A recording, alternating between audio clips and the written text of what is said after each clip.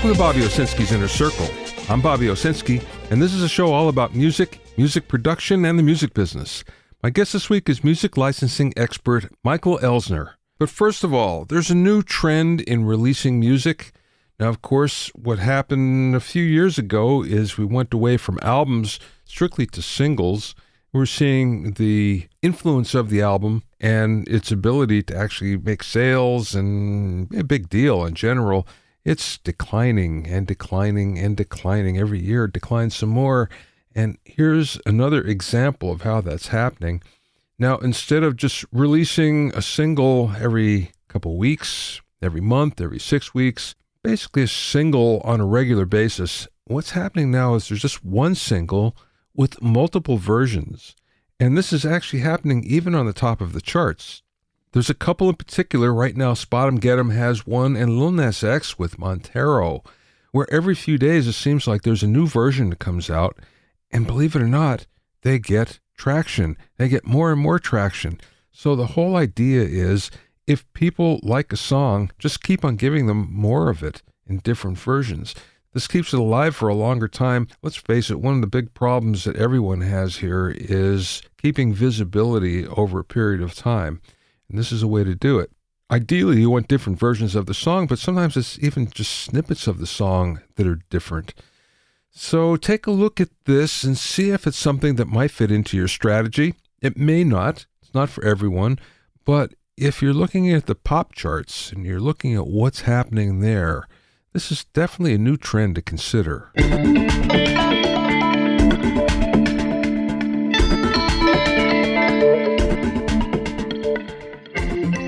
If you have any questions or comments, you can send them to questions@bobbyowsinski.com.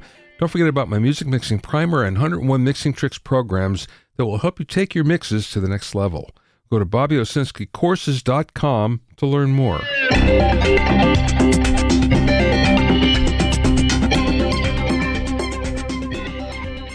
Now, over the last year, I've been noting about how legendary companies have been acquired by newer companies and bigger companies, and it's a trend also in the business that's happening. One of the reasons why is the fact that, let's face it, many of the founders of some of these companies are getting older and they want to retire, and if they don't want to retire, they just want less responsibility on their plates. Well, the latest version of that is Sequential Circuits was acquired by the Focusrite Group. Dave Smith, the owner of Sequential Circuits and the inventor of the famed Prophet 5 synthesizer, has been doing this for 50 years, and I would guess he's probably tired at least of the business aspects of this. Now, he's still going to lead the design team, but what's kind of interesting here is the Focusrite Group has a number of companies, but one of those companies is Novation. So you might think to yourself, what would a Prophet sound like with Novation Oxford filters? Or on the other hand, how about a Novation synth with Prophet filters? So there may be some interesting synergy that goes into that, but this is just the latest acquisition of a legendary company where the founder just wants to cash out.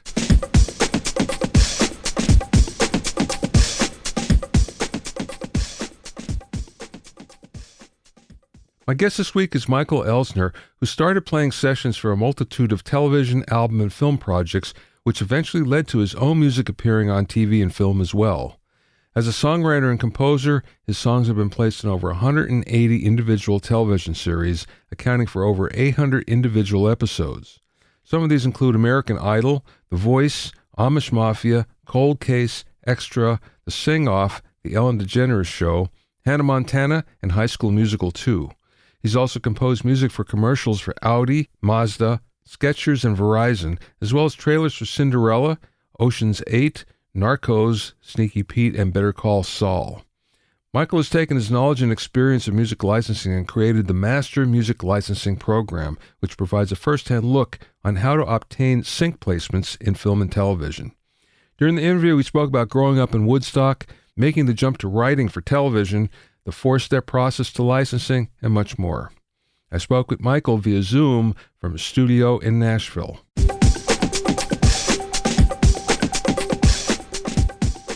Let's go back to the beginning. Tell me how you got started in the business. Well, I got started in the business up in New York, with a local band that I was in for a number of years back in the mid 90s. Our very first experience in a recording studio was back in 96. And, we'd been playing for, well over a year every weekend at a lot of different clubs locally, saving up money to be able to go in and record our records. So that was like my first real experience in a studio. And then I ended up moving to Nashville in November of '98. Right when I moved to town, you know John Yash. Sure. John was the first person that I met, but I had actually met him about 4 weeks prior to moving to Nashville. I was out at the AES show in San Francisco, and John ended up sitting next to me at a producers conference. Let me see who was on that. Bob Clearmountain was on that. Bob Rock was on that. Bruce Swedien was on that. So a lot of heavy hitters. And John sat next to me, and he had a tag that said Franklin, Tennessee. And maybe a week or two prior to that, I had just secured an apartment in Franklin, Tennessee, which is, this town just south of Nashville. And so when he sat down, I didn't know anyone in Nashville, but he lived apparently in the place that I was going to move to. So I started talking to him, and he gave me his information. And so when I got into town, on a Saturday. I called him on a Monday, and then I met with him shortly thereafter, and ended up hanging out with him and started meeting people through him. So it was really a good introduction. Obviously, John's just an unbelievable mix engineer. Yeah, I think he's won 7 Grammys, and so it was a great experience to work with him. And then I met a guy named Randy Poole, who I believe was John's assistant when John was living back up in Detroit. But then Randy became a first engineer, and so I just really started hanging out with John and Randy because I didn't know anyone, and I'd always go to the studio and just hang out with them. So that's really how my career started, playing in bands and then moving to Nashville and getting introduced really on a deeper level to the recording environment. And then from there I just started working with different songwriters and eventually started producing records myself and then playing with artists and whatnot. So it was I was definitely I never started really as an intern or anything like that. I just connected with the people that were working at various levels in the industry and did that. And then in 2003 I moved out to Los Angeles, and I knew that I wanted to get more into session work. And at that time, I was actually really interested in playing guitar for TV shows and films. So when I got out to LA, I didn't really know anyone when I moved out there, but I connected with some composers. And within just a couple of months, I was playing guitar on the shows that they were working on. So that was really my first introduction to Los Angeles and the music community there. Okay, wait, let's go back for a second because I know you grew up in Woodstock. Yeah. And Woodstock has always been a very vital and active musical community. So what was it like growing up in that? So, the first studio I ever went to was Bearsville Recording Studio. Oh, yeah. Which I'm sure you know of. Albert Grossman, who was, Bob Dylan's manager, and he built that studio. And so there's a long, rich history in Woodstock. I grew up in Woodstock, but at the time that I grew up in Woodstock, it wasn't the music community that it was back in the 70s, and even the early 80s, with Van Morrison and Bob Dylan and Jimi Hendrix, obviously, who had passed on by that time. But there was a lot of, artists coming into town to record there. And, it's just an artist colony, an artist commune in a sense. So the Hudson Valley is just one of the most beautiful areas, I think, in the country. And there's a certain, I think there's an energy there that really drives artists to that region. So, I was always going out, walking through Woodstock in the evenings. There's a place called Tinker Street Cafe, which is pretty well known. Bob Dylan used to live there. Jimi Hendrix lived there at one point in the apartment above it. And even when I wasn't young enough to get into the bar, I would stand outside. They had all windows on the side, and I would just stand out there with my buddies, and we would watch whoever was playing, and a lot of the songwriters and even some of the bands that were, recording would come down and do little impromptu sets there. So as a teenager, it was definitely a cool place to grow up and kind of be surrounded by a lot of artistic individuals.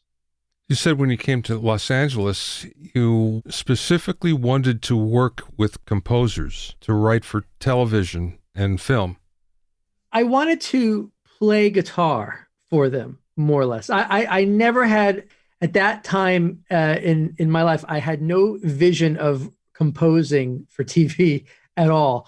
I was really focused on building my guitar career as a guitar player, and working on records in Nashville was fun, but I just wanted something else, and I just, when I really looked at like the music that I listened to and whatnot, all of the music that I just happened to listen to and that inspired me growing up, it all came from Los Angeles. So while Nashville was definitely a good place to, get some grounding and get my feet wet with that, I ultimately had always wanted to move to LA anyway, ever since I was a teenager. And so by the time I'd spent a number of years in Nashville and had really, honed in on a bunch of my skill sets, I felt I was actually ready to compete in the LA world. So when I got out there, that was already really the beginning of things changing in the music industry, middle of 2003. And especially at that point, that was peer-to-peer networks like Kazaa and LimeWire. And even at that time, I knew, I was like, man, everyone's downloading music. What is this future going to be when it comes to that, making records and whatnot? And so, between that and just my interest in, playing sessions and whatnot, LA really called to me and spoke to me. And of course, when I got out there, I started connecting with some editors and people who were already working in TV. And that was just a whole new world. It was exciting to me. So I definitely put a focus on working with composers and working on TV. And, that was definitely something, just as a guitar player, though, not as a writer by any means. So how did you make the jump to being a writer and composer? So that was a funny story. I was always writing songs. I was always, pursuing a publishing deal for my regular songs, and always getting turned down. And when I moved out to Los Angeles, I ended up playing guitar on a TV show.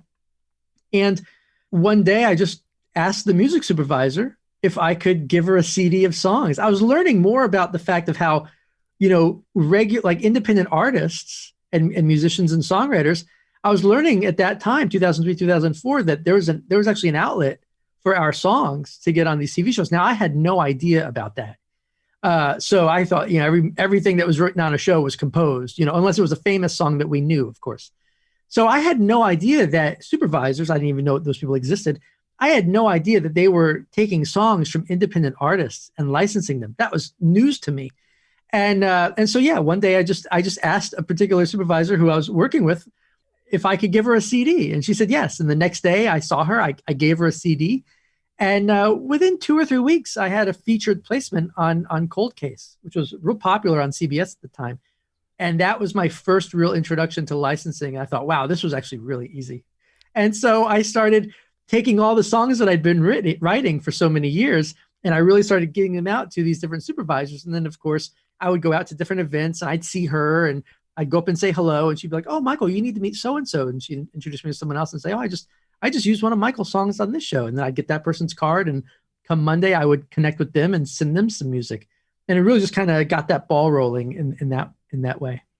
Is there something about that you find maybe more attractive than going the traditional songwriting route? I find it 1,000 times more attractive.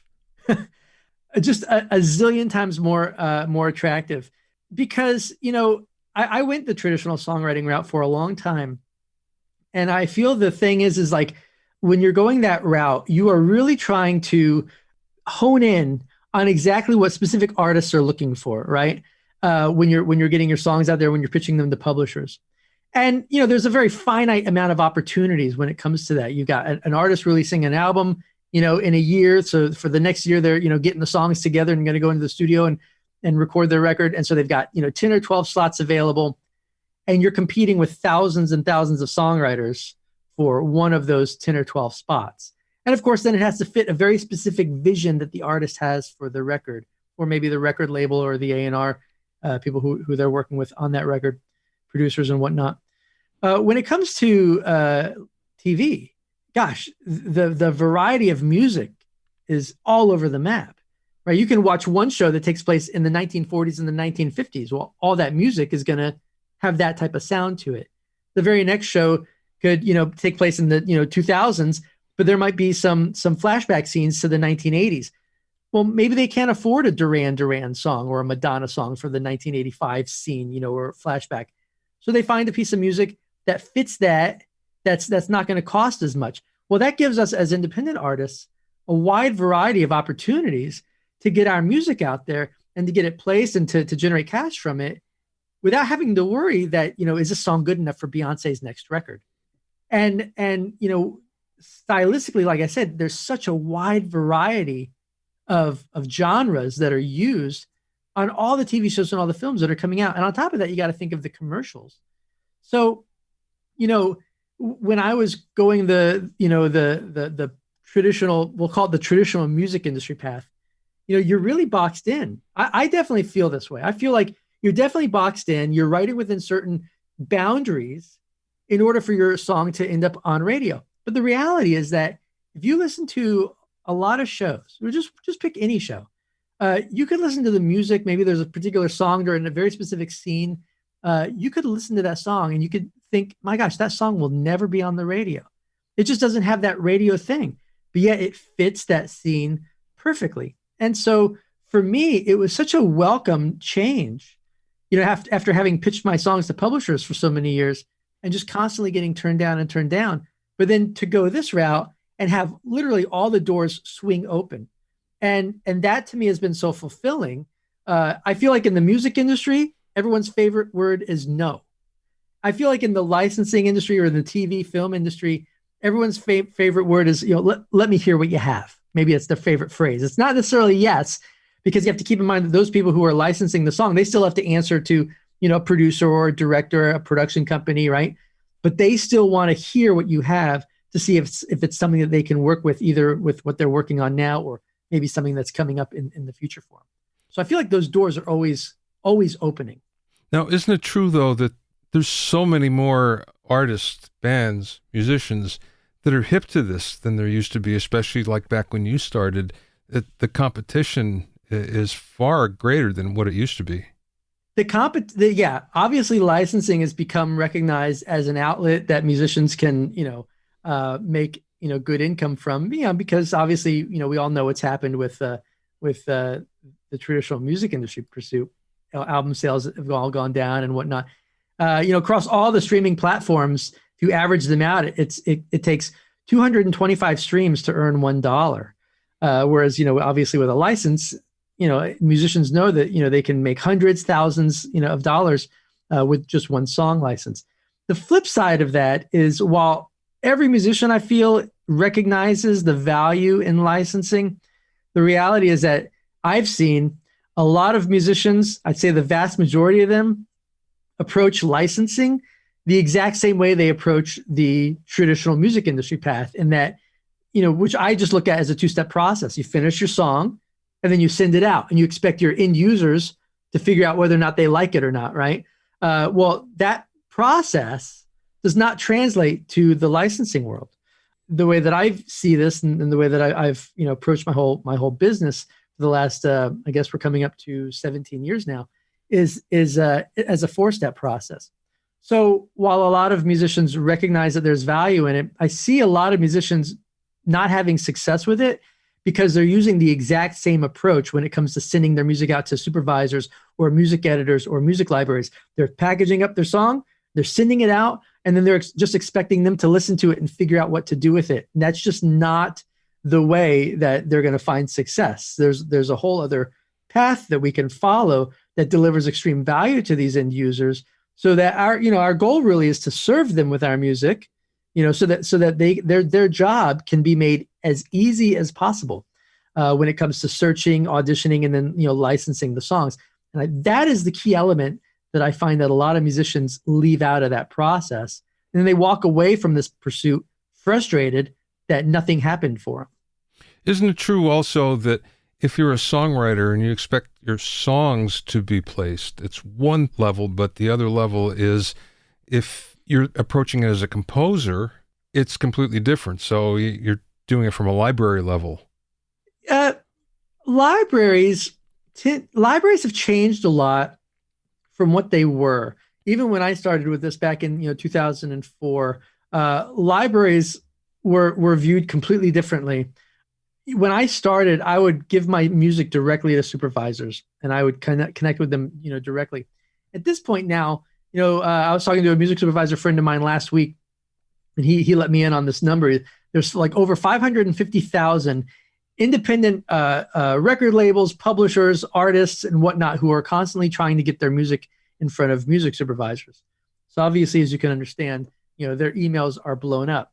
The problem also with this is that, if a music supervisor licenses a song, we'll say from artist A, and artist A was using a sample from some particular artist, a lot of musicians don't really fully understand copyright. They don't really understand that maybe they can't actually use that particular sample that they got. And by sample, I mean like maybe they took like a one bar phrase from like, the intro of a particular song that they like, and they put it underneath a bunch of other stuff in their track. Yeah. You know what I mean? Yeah. That's still a sample. They don't have the rights to that. And so if a music supervisor were to license that, and then that were to, get maybe the owner, maybe it's the record label, the publisher, whoever the owner of that would be, if they were to recognize that and then approach the music supervisor, well, now the music supervisor's on the hook for that, especially as this has become such a popular thing. So a lot of music supervisors actually even work through libraries, specifically really for the insurance aspect and the legal aspect of it. Libraries are really publishers now, and even artists. There are a lot of libraries that are fully vocal, just vocal song libraries. They represent the music catalogs of a lot of independent artists and even some well-known artists. So the whole music library thing is not what it was even 15 years ago. It's become a pretty massive industry in and of itself. And it's also very beneficial for an independent artist, if they're not going after the record deal, to get their record represented by a library, because the library is not a record label. It allows the artist to still do whatever they want with that record. That library is just representing those songs for song placements, as opposed to an artist signing a deal with a record label, who then of course owns a whole plethora more rights than what a library would have when they're representing a batch of songs or an album's worth of songs for a very specific amount of time. So you teach people how to do this, and was it master music licensing that you have? Yeah. And I suppose you talked about it's a 4-step process, so that I would imagine you hit people to what that process is. Yeah. So, with licensing, when again, it's all about serving our end user. And so, I really try and emphasize a bit of a mindset shift when it comes to how we look at our music. A lot of musicians are, hey, use my music so I can make some money, right? That's really the underlying tone of how a lot of musicians approach their career. I need to get my songs out there so I can make some money, right?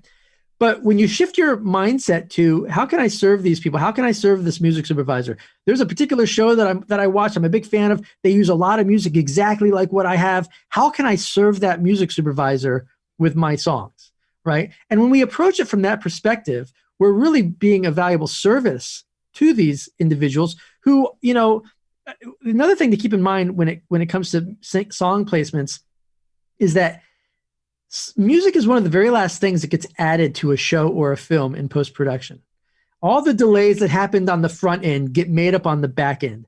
And a supervisor's job is really to clear the rights for the particular song.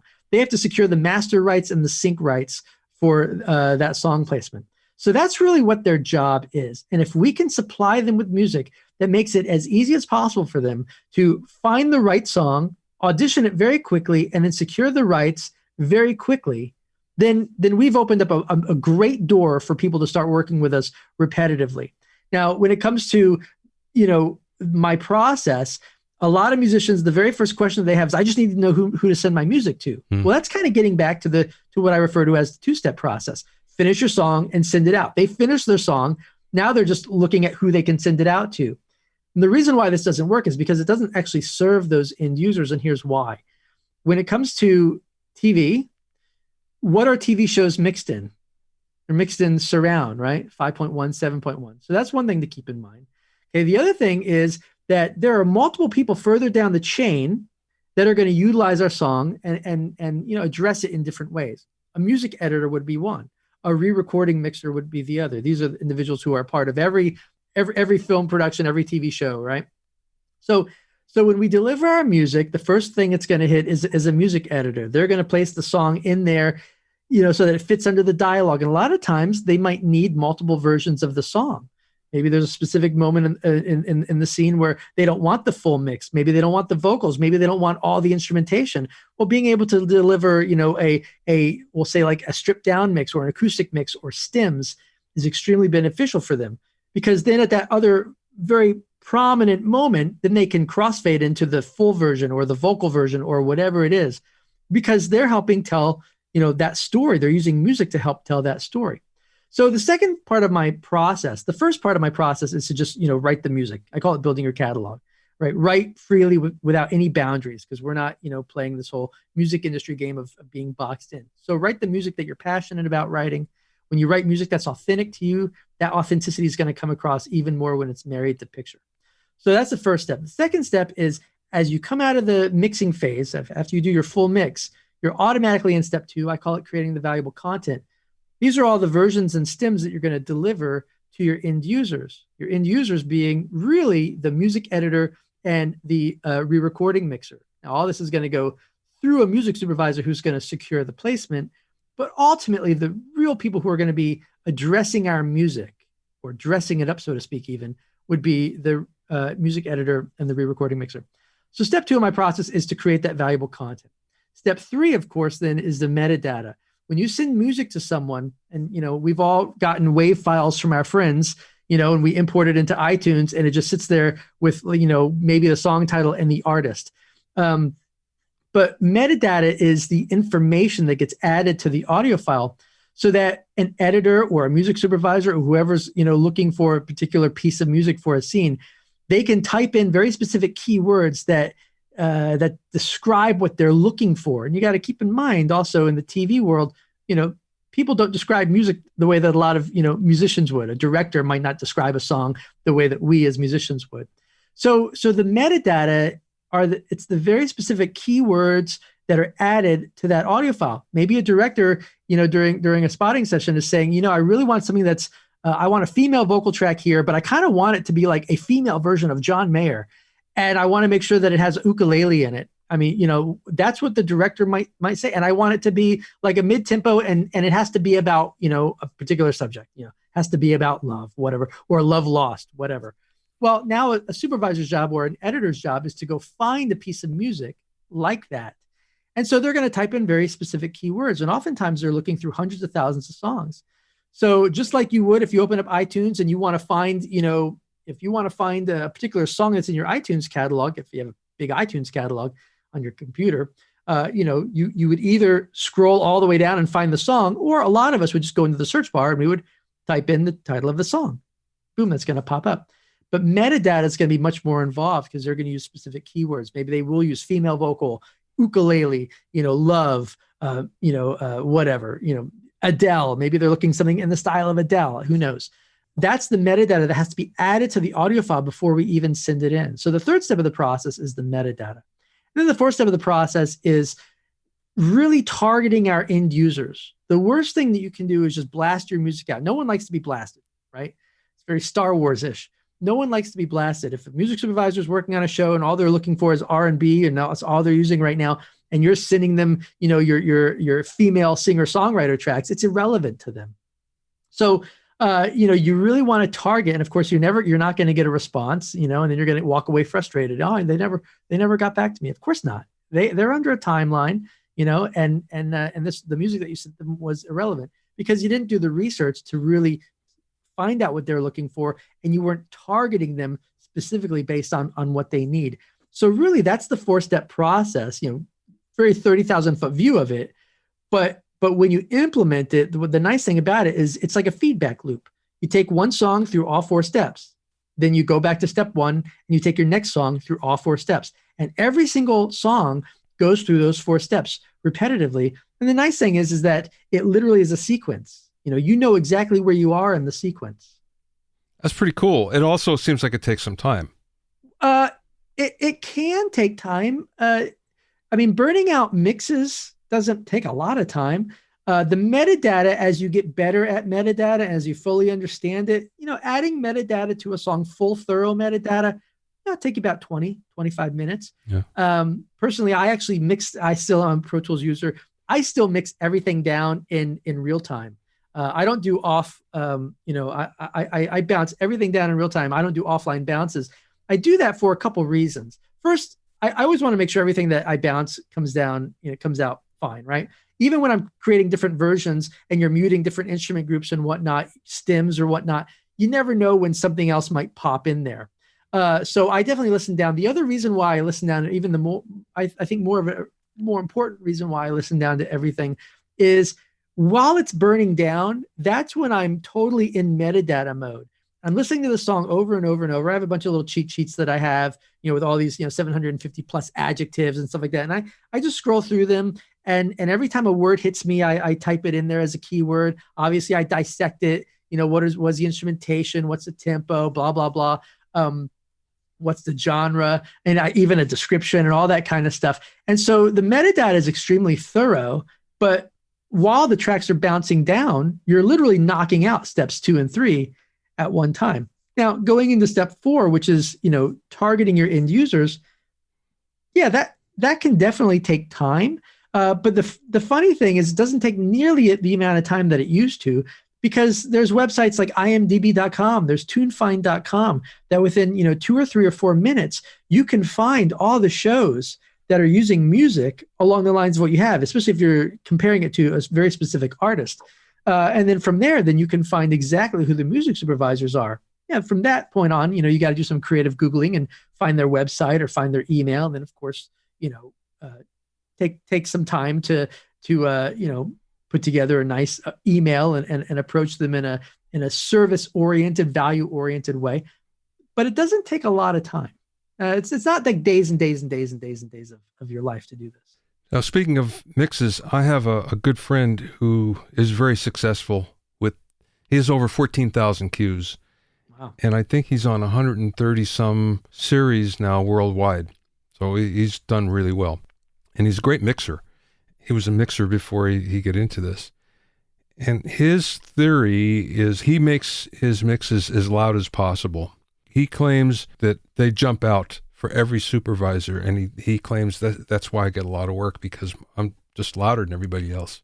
Where do you come down on that?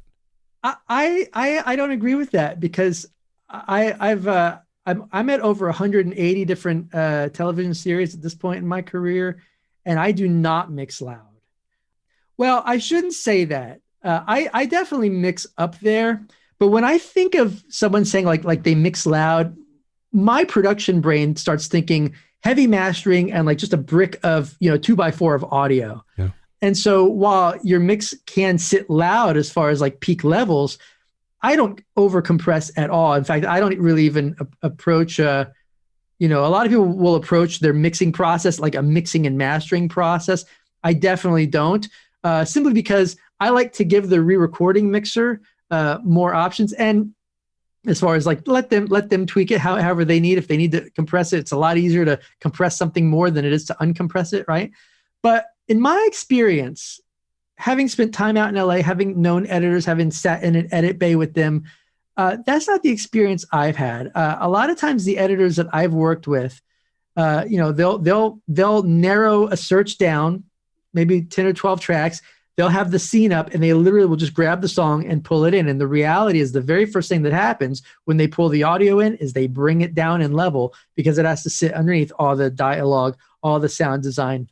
And so that's not been my experience. But everyone has different experiences when it comes. I think the reason why I've had the success that I've had with my licenses is not because of any levels. It's because of the metadata. Okay. I feel that the reason why is I show up in a lot of searches. I try and get my metadata so thorough that I show up in every relevant search as often as I can, so that I'm always in the running for a placement. What would you say for you is the most difficult thing in the process? The thing that as far as the production process, yeah. Is that what you mean? Yeah. My least favorite is mixing. I mix as I go. as best I can, but I really enjoy playing and creating. And the mix process, I feel like I always have the fun and the momentum of playing and creating and laying down guitar parts and, playing whatever. I enjoy that so much that when it comes to the maybe like the final, hour or two or whatever, depending on the how involved the track is. Some tracks don't take hardly any time to mix. But let's say it's a vocal song, and it's going to take, a couple hours to mix that track. I just feel like at that point, I'm just sitting. And as opposed to, when I'm in creation mode and I'm getting up and I'm grabbing guitars, I'm playing with different pedals, I'm tweaking sounds. I feel like I like that activity of creating music as opposed to sitting and just moving my mouse. Yeah. So I don't hate mixing. I just don't like it as much as the rest of the process. Yeah, it's funny. Some people really like that the best. Yeah. And they feel they're most creative at it. And yet, teach his own. It depends on how you feel about production. For me, like in production, it was always, I love tracking. It was always the most fun. And overdubs was just something that's like, oh, how long is this going to take? Yeah. I feel that like tracking to me, because that's kind of the same thing. The creative tracking part to me is just a lot of fun. Now, granted, I work a lot on my own, so I'm always just, really tracking is just overdubbing for me. But yeah, I agree. I like that intensity, and there's a whole part of your brain that I feel is just really locked in when you're in the zone of creating. And then for me, when it comes to mixing, it becomes analytical. And so a whole thing switches, and I just don't enjoy that as much, especially coming right off of the creative aspect of it, where it's just, what can I throw in? What ideas do I have? Okay, Michael, last question. Thanks for your time. I appreciate it. What is the best piece of business advice that maybe somebody imparted to you or you learned along the way? Best piece of business advice that I learned along the way was to learn publishing. Hands down. I think a lot of people think musicians as a whole are not the wisest group of people, maybe, we'll put it that way. And I think that, even growing up around musicians and starting my career, the thing that blew me away the most was when I was working with successful people, how smart they were and how knowledgeable about the business they were. Producers that I was working with in Nashville, a lot of musicians that I was working with in Nashville. And then when I got out to LA and I started working with composers, how knowledgeable they were about publishing. And ultimately, everything in music, when it comes to creating a song, comes back to publishing and everything that surrounds publishing. The ownership aspect of it, really looking at music as an asset. Every song that you write really is a business asset. But the core of how we can monetize that song comes down to understanding publishing. And when you understand publishing, I think to a pretty deep degree, you suddenly see all the ways that you can take this asset, this song that just really doesn't exist in really any tangible form, but how you can take the song and monetize it in a plethora of different ways. Also, when it comes to, especially if you're going to represent your own songs and get your songs placed and whatnot, you have to understand publishing. Licensing is 100% publishing. Licensing is basically, the business model of licensing is just like real estate, right? When you sell a house, you're selling a piece of property. Well, with a song licensing, you're not selling anything. You're simply granting the right to another individual or company to take your intellectual property and synchronize it with their intellectual property. And it all comes down to understanding publishing. So I think that is the most important thing that to me was a game changer in my career when I really decided that I was going to sit down and I was going to, get a bunch of books on publishing and really learn how this stuff worked. You can find out more about Michael at michaelelsner.com. That's Michael, E-L-S-N-E-R, Michael Elsner, all one word, .com. You can also find out about his Master Music Licensing course at mastermusiclicensing, all one word, .com. Thanks for listening and being in my inner circle. Remember, if you have any questions or comments, you can send them to questions@bobbyowsinski.com. To listen to other episodes of Bobby Owsinski's Inner Circle, go to bobbyowsinski.com and select the podcast tab, or go to bobbyowinnercircle.com, or you can find it on Apple Podcasts, Stitcher, Mixcloud, Google Podcasts, Spotify, Deezer, TuneIn Radio, Radio Public, and Podbean. At BobbyOwsinski.com and BobbyOInnerCircle.com, you'll also find a sign-up form for my newsletter and for alerts for new podcasts. This is Bobby Owsinski. I will see you next time.